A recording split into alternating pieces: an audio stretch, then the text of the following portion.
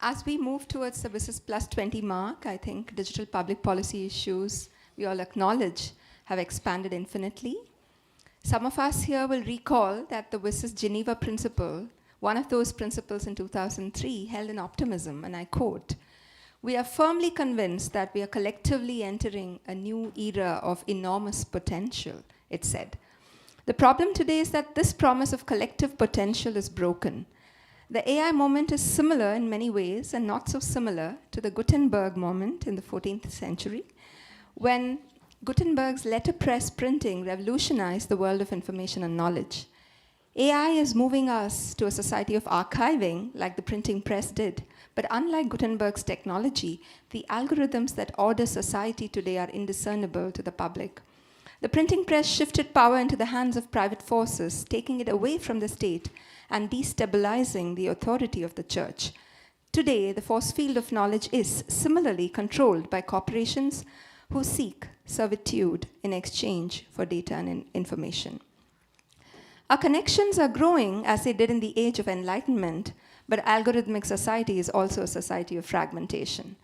As much as the press led to suffragette movements, and in my own country, a struggle against coloniality, it also led to competing visions of the good and to bloodshed. So also the geopolitical risks of AI for war and annihilation cannot be wished away.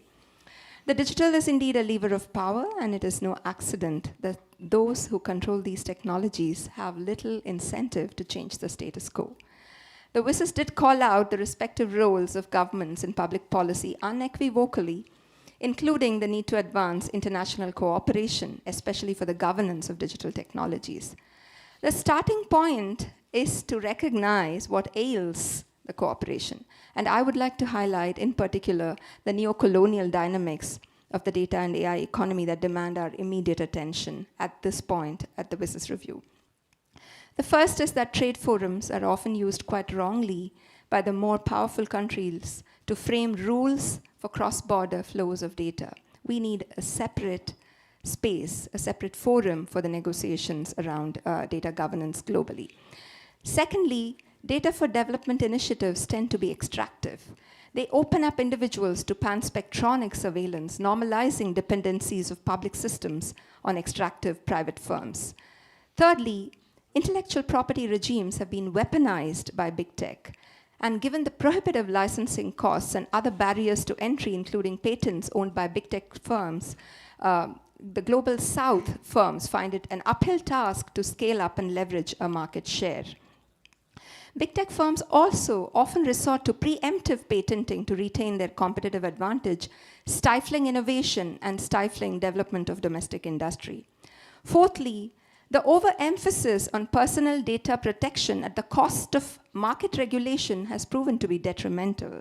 This means that large tech companies, typically owned and primarily operated by white men, are extracting data from uninformed users and controlling that data to profit via predictive analytics.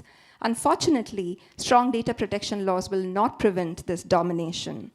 Fifthly, the silence around development financing is very, very loud. In fact, yesterday, the New York Times has carried an article by African leaders on why African debt needs to be written off.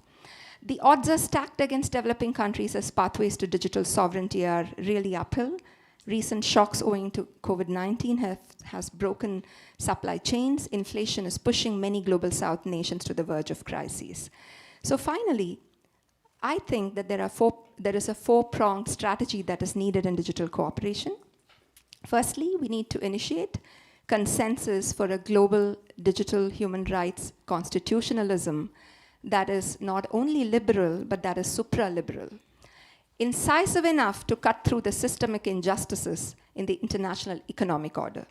Secondly, we effectively need to govern global data public goods, and it may be useful to consider rules for varying contributions from varying groups of actors, such as, for instance, through principles like common but differentiated responsibilities explored in various other international negotiations. Thirdly, we need to urgently mobilize public financing to galvanize digital innovation ecosystems. We often talk about digital public goods, but we don't talk enough about public digital financing. I think we need to set that right. And the digital development tax mechanism proposed by the UN Secretary General is particularly relevant in this regard.